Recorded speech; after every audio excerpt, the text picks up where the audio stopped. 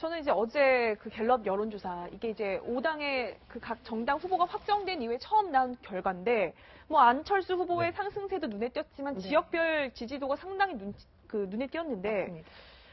안철수 후보가 분명히 뭐 적폐 세력과 손잡는다고는 이야기를 안 했음에도 불구하고 호남에서 지지율이 좀 많이 빠졌더라고요. 그러니까 그러니까 문재인 후보, 안철수 후보가 둘 다 오르긴 올랐는데 네. 문재인 후보의 상승세가 더 뜨겁죠. 아하. 두 사람 다 오르기는 올랐는데 문재인 후보가 더 많이 올랐습니다. 격차가 더 벌어졌습니다. 그렇습니다. 과거에는 호남에서 이제 한 후보의 그 몰표를 줬는데 이번에는 지금 둘 다 안철수 후보든 문재인 후보든 두 사람 다 어떤 호남을 기반으로 한 정권이다라는 인식은 있는 것으로 보입니다만 안철수 후보가 전국적인 지지율이 상승한 것에 비해서 호남 지지율이 그렇게 오르지 않은 이유는 아마도 보수층 표심을 흡수하고 있는 안철수 후보를 보면서 여러 가지 지금 감정이 지금 복합적인 감정이 드는 것으로 보입니다. 그래서 아마 지금 4주가 남았잖아요. 호남 민심은 좀 더 이 두 사람 어떻게 누가 더 잘하나 지켜보면서 끝까지 지켜보고 결정하겠다. 이런 의견도 많은 거고 워낙 또 보수층이나 이런 쪽에 지지를 받고 있다 보니까 흔쾌히 마음이 가지 않는 부분도 있는 게 아닌가 뭐 이런 분석도 나오고 있습니다. 호남 민심은 두 후보에 대해서 아직까지도 지켜보고 있다라고 이제 말씀을 해주셨는데 사실은 역대 호남 지지율들을 보면 한 사람한테 몰표를 주는 경향이 있었잖아요. 호남 지지와 영남 지지는 시소와 같은 거죠. 한쪽에 올라가면 한쪽은 내려가는 이런 이제 관계에 있지 않습니까? 결국 이제 지금 안철수 후보가 보수층들을 끌어안다고 하니까 어떤 호남 입장에서 보면 지금 정권 교체를 해야 되는데 이 정권 교체에 대한 어떤 색상 자체가 흐려진다. 그런 측면에서 호남 지지도 빠지고 있는 상황이거든요. 근데 지금 보면 역대로 호남이 보면 항상 어떤 야당 후보한테 이제 몰표를 줘왔어요. 지금 보면 DJ한테는 92%라는 정말 어마어마한 몰표를 줘왔고 노무현 대통령한테도 그때 당시에 92표, 그다음에 문재인은 89%. 이런 정도로 그말 몰표를 해왔습니다. 근데 저는 아마 앞으로는 아마 호남이 이렇게 몰표를 주지는 않을 것 같아요. 지금 지난번 총선 때는 같은 국민의당한테 이제 몰표를 줬지 않습니까? 근데 최근에 경선 때 나타나는 어떤 증상은 뭐냐면 도심은 일단 문재인 민주당한테 이제 표가 많이 가고 외곽 지역, 시골 같은 경우 이쪽 지역은 상당히 국민의당 우세가 나타나요. 즉 연령별로도 좀 차이가 납니다. 20대에서 40대는 문재인 후보 쪽에, 그다음에 50대 이상은 지금 저 안철수 후보 쪽에 지지하는 그런 현상이 나타나거든요.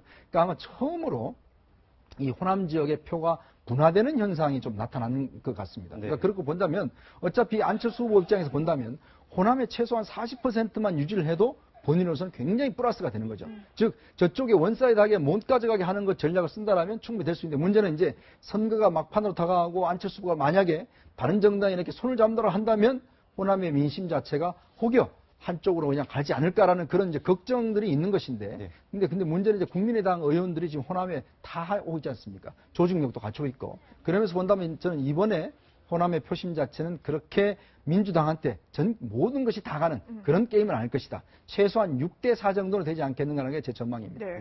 그러니까 이제 호남이 뭐 문재인도 좋고 안철수도 좋다 이런 행복한 고민에 빠졌다면 TK야말로 지금 전략적 판단을 어떻게 할지 굉장히 복잡할 것 같은데 가장 지금 복잡한 것이죠. 근데 희한하게 또 TK 지역에서는 뭐 지난주 그 전주만 해도 안희정 지사가 지지율이 꽤 높았는데 빠지면서 이게 안철수 후보에게 갔단 말이에요. 안의 표가 안으로 갔습니다. 근데 이 TK의 마음이 계속 안철수한테 머물 것인가, 안철수가 뭔가를 보여줘야 될 텐데 쉽지 않을 것 같아요. 지켜봐야 되겠죠. 사실은 몇 주 전에 이제 탄핵 국면에서 저희 기자들이 내려갔을 때는 대구 민심이 정말 좀 망연자실하다고 할까요? 이제 뭐 환경 권한대행도 안 나온다고 하고 참 누구 찍어야 될지 모르겠습니다라는 분들을 가장 많이 저희 기자들이 만날 수 있었는데 어쨌든 그 애매한 표심에서 현재는 TK 민심에서는 지금 안철수 후보를 지지하는 것이 좀 많이 나타났는데요.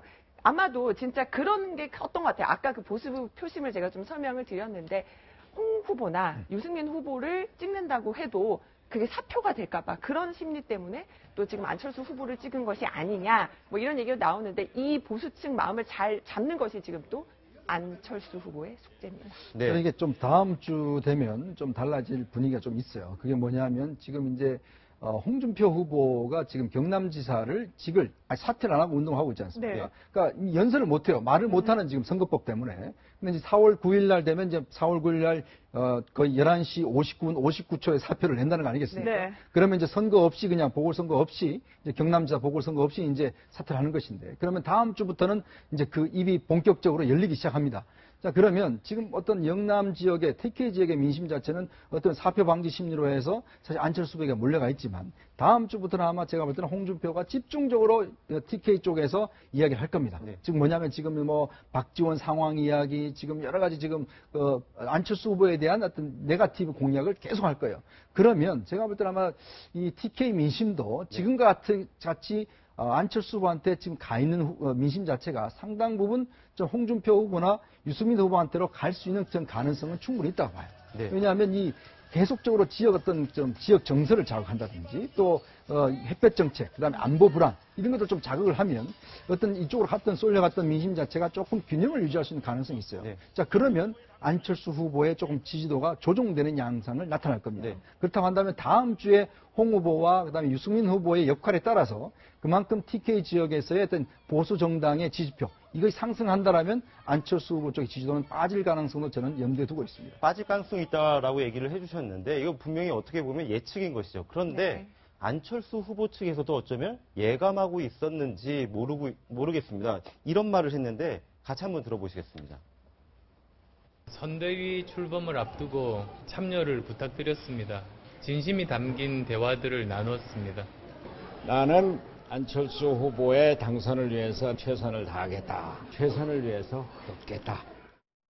그러니까 안철수 후보가 이제 손학규 전 대표와 만나서 이제 도움을 청한 모습인데 이제 분명히 또 이 부분도 아마 답을 내놔야 될 것 같아요. 국민의당이 40석 초민의 정당이잖아요. 네. 분명히 안철수 후보가 대통령이 된다고 하더라도 어딘가와는 손을 잡아야 될 텐데 그러니까요. 민주당이 지금 공격하는 거 아니겠어요? 누구랑 그렇습니다. 손잡을 거냐?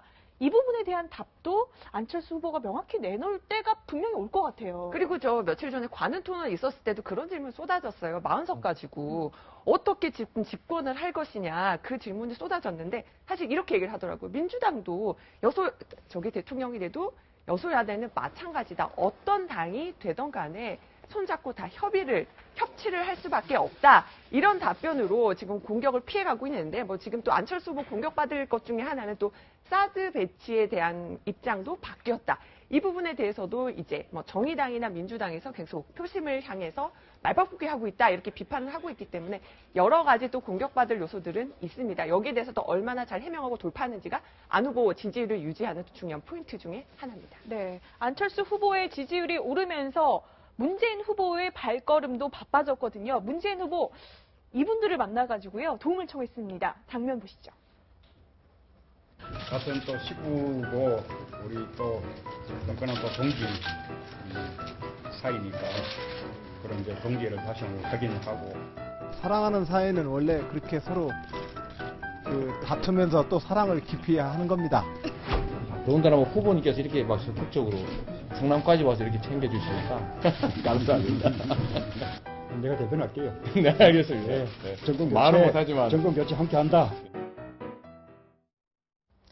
저 모습을 보니까요. 얼마 전까지 경선 레이스에서는 상당히 얼굴을 붉혔던 그런 장면들이 기억이 나는데 어떤 마음일까요?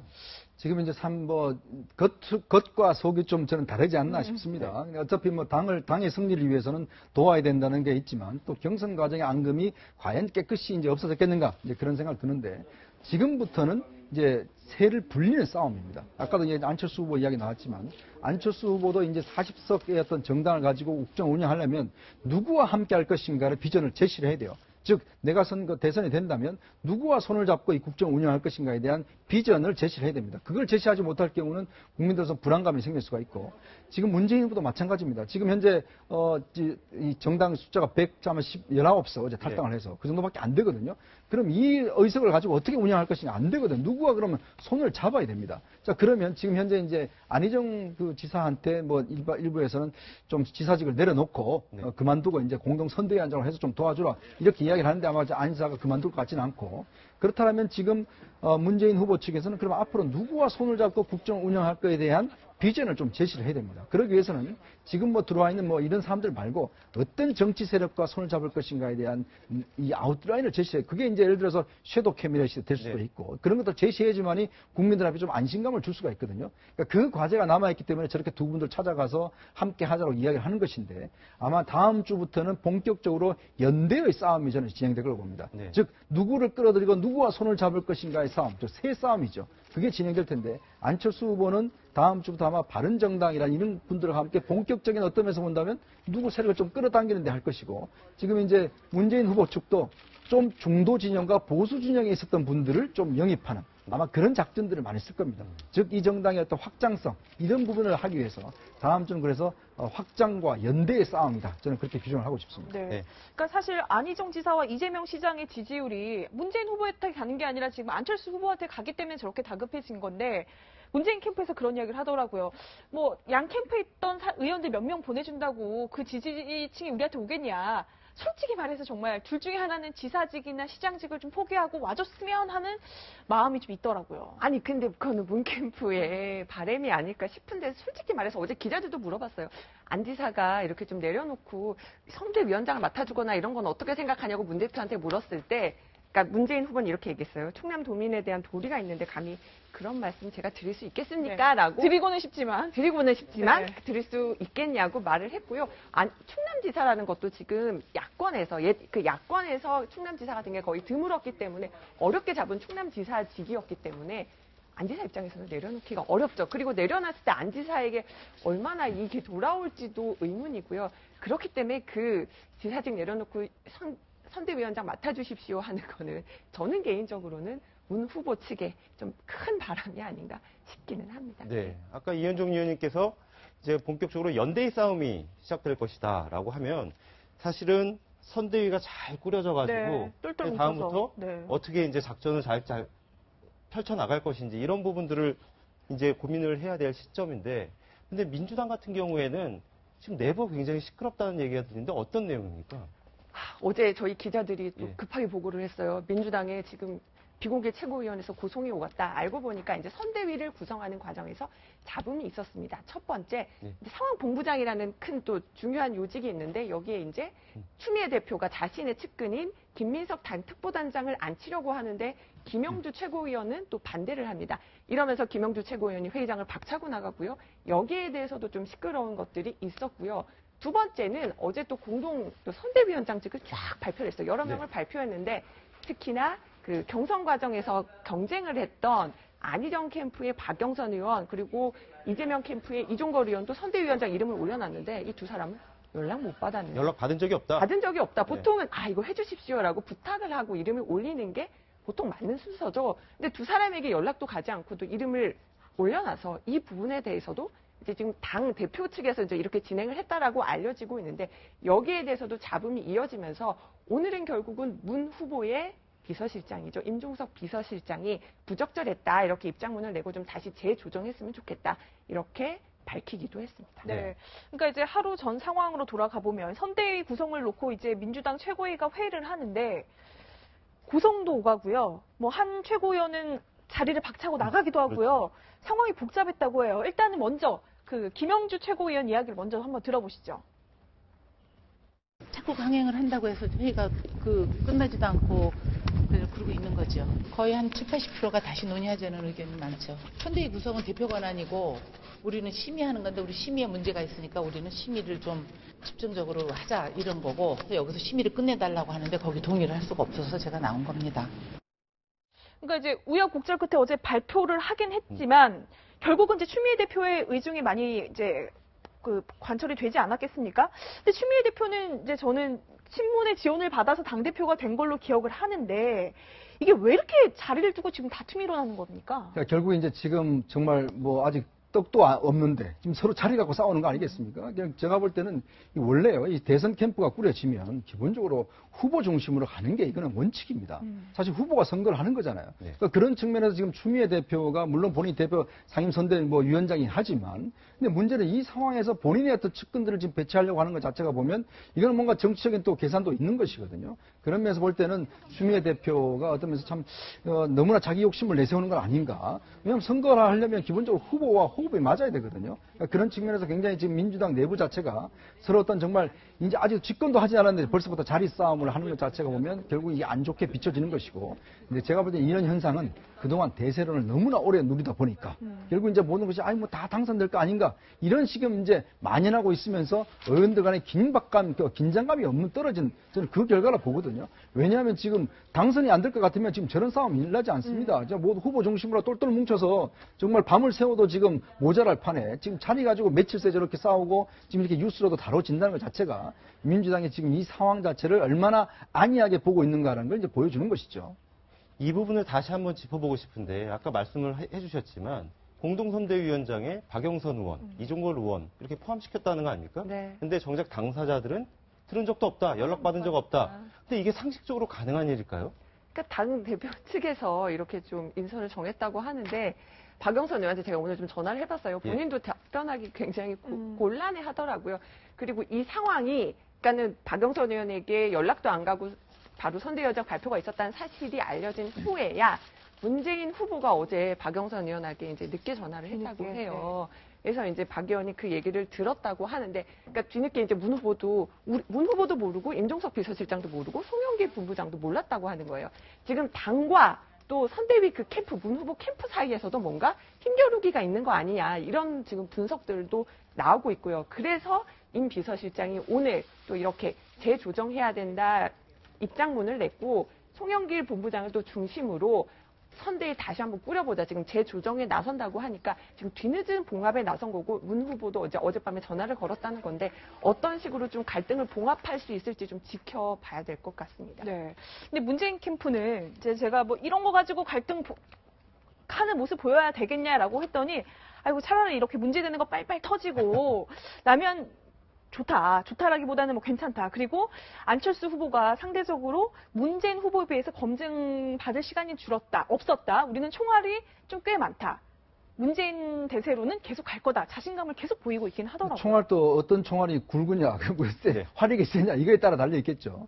사실 지금 뭐 어떤 이 문재인 후보 같은 경우는 지금 이제 본인의 어떤 그 지금 아들 문제라든지 이런 게 사실 있지 않습니까? 그것에 대한 어떤 여러 논란의 소지가 있는 것이고 아무래도 이게 조직이 크다 보면 말썽이 나게 돼 있습니다. 근데 문제는 후보가 이걸 잘 조정을 해야 됩니다. 사실 이제 후보 입장에서 보면 제일 저는 그래서 경선 끝나면 제일 첫 과제가 뭐겠어요? 다른 후보들을 추스리고 지금 앉는 그 작업이 굉장히 중요하지 않습니까? 특히 안희정 지사하고 지금 이재명 시장 같은 지지도 합하면 거의 60% 가까웠어요. 그럼 거기에 최소한 반이라도 가까워 올라오면 적극적으로 그걸 끌어안았어야죠. 그 역할을 사실은 문재인 후보가 좀 해야 되는 상황인데 후보가 전화하는 거하고 밑에 사람 전화하고 다르지 않습니까? 그러면 제가 볼 때는 정말 박영선 의원 이런 사람들 적극적으로 탈당할 뭐 가능성 있는 사람을 전화해서 끌어안았어야 되는데 문 후보도 제가 볼 때는 소통 능력에 있어서 상당히 좀 문제가 있는 것이 아닌가. 본인이 전화통화 먼저 한 번 하면 될 일을 지금 와서 뒤늦게 이렇게 하는 것 자체는 보면 좀 미리 전화 한 통 하는 건 물론 바쁘겠죠. 그렇지만 좀 전화 한 통화 적극적으로 하고 해야 되는데 우리가 박근혜 정부가 왜 실패했습니까? 결국 소통에 문제가 있는 것이거든요. 그런 것도 좀 보완해 나가야 될 것 같습니다. 네, 지금까지 두 분 모시고 점점 뜨거워지고 있는 대선 상황 짚어봤습니다. 고맙습니다. 고맙습니다.